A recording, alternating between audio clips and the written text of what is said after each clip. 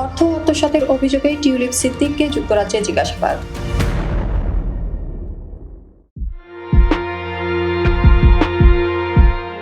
পাবনার রূপপুর পারমাণবিক কেন্দ্রে প্রায় 4 বিলিয়ন পাউন্ড ঘুষ নেওয়ার অভিযোগ উঠেছে সাবেক প্রধানমন্ত্রী শেখ হাসিনা ও তার পরিবারের বিরুদ্ধে। অভিযোগের তদন্তে নাম এসেছে শেখ হাসিনার বোন শেখ রেহানার মেয়ে ও যুক্তরাজ্যের ক্ষমতাসীন লেবার পার্টির মিনিস্টার টিউলিপ সিদ্দিকের। বৃহস্পতিবার এই ঘটনায় তাকে জিজ্ঞাসাবাদ করেছে যুক্তরাজ্যের মন্ত্রিসভা অফিসের ন্যায় ও নৈতিকতা দল।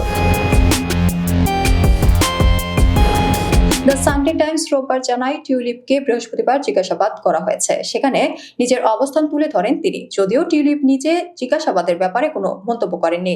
বাংলাদেশের পারমাণবিক বিদ্যুৎ প্রকল্প থেকে অর্থ আত্মসাতের অভিযোগে ক্ষমতাচ্যুত সাবেক প্রধানমন্ত্রী শেখ হাসিনার বোনের মেয়ে টিউলিপ সিদ্দিককে জিজ্ঞাসাবাদ করেছে যুক্তরাজ্যের ক্ষমতাসীন লেবার পার্টির মন্ত্রিপরিষদ অফিসের কর্মকর্তারা।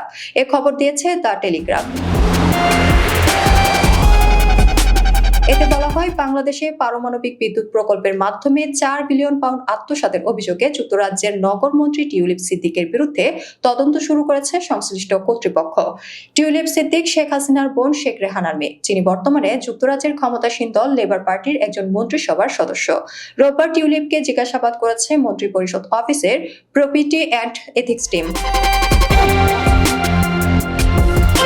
বাংলাদেশ দুর্নীতি দমন কমিশনের পক্ষ থেকে টিউলিপের বিরুদ্ধে অর্থ আত্মসাতের অভিযোগে তদন্ত শুরু হওয়ার পর এমন জিজ্ঞাসাবাদের সম্মুখীন হলেন তিনি। গত সপ্তাহে টিউলিপের সঙ্গে তার মা শেখ রেহানা সিদ্দিক এবং তার খালা বাংলাদেশের পতিত প্রধানমন্ত্রী শেখ হাসিনার বিরুদ্ধেও তদন্ত শুরু করেছে দুদক। বাংলাদেশ হাইকোর্টের নির্দেশে টিউলিপ এবং তার পরিবারের বিরুদ্ধে তদন্তে নেমেছে দুদক। অভিযোগপত্রে বলা হয়েছে, টিউলিপ সিদ্দিক এবং তার পরিবারের সদস্যরা রূপপুর পারমাণবিক বিদ্যুৎ প্রকল্প থেকে 4 বিলিয়ন পাউন্ড পাচার করেছেন। এই অর্থ ভুয়া কোম্পানি এবং মালয়েশিয়ার ব্যাংক অ্যাকাউন্টের মাধ্যমে যুক্তরাজ্য এবং যুক্তরাষ্ট্রে সরিয়েছেন তারা। রোববার দ্য মেইলের এক খবরে বলা হয়েছে, টিউলিপ এবং তার পরিবারের বিরুদ্ধে তদন্ত করছেন মোট 5 জন।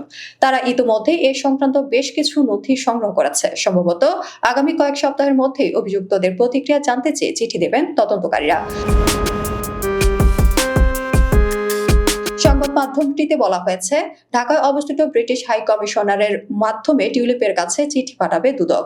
নাম প্রকাশে অনিচ্ছুক একাধিক কর্মকর্তা দ্য মেইলকে জানিয়েছে, টিউলিপের প্রতিক্রিয়া পাওয়ার পরই তারা তদন্তের প্রাথমিক মূল্যায়ন প্রকাশ করার বিষয়ে বিবেচনা করবেন। দুদকের এক কর্মকর্তা জানিয়েছেন, তদন্ত এখনো চলমান, শেষ হলেই টিউলিপকে চিঠি পাঠানো হবে। তিনি আরো জানিয়েছেন, যে সকল নথি তাদের হাতে রয়েছে তাতে টিউলিপ একজন গুরুত্বপূর্ণ সন্দেহভাজন। এতে তিনি গ্রেফতারও হতে পারেন। তদন্ত শেষ হলেই টিউলিপকে দেশে আনার চেষ্টা করা হবে। দুদকের মহাপরিচালক আক্তার হোসেন বলেন, চিঠিগুলো টিউলিপ এবং তার পরিবারের সদস্যদের আত্মপক্ষ সমর্থনের সুযোগ দেবে। তবে টিউলিপ যদি এই চিঠির জবাব না দেন, তাহলে তিনি শেখ হাসিনার আমলে পাচার হওয়া শত শত কোটি টাকা উদ্ধারে বর্তমান সরকারের যে প্রতিশ্রুতি রয়েছে তা ক্ষুণ্ণ করবেন। অক্টোবরে যুক্তরাজ্যের ন্যাশনাল ক্রাইম এজেন্সির তদন্তকারী একটি দল বাংলাদেশ সফর করে। সে সময় তারা দুদককে সহযোগিতা করার অঙ্গীকার করেছিলেন।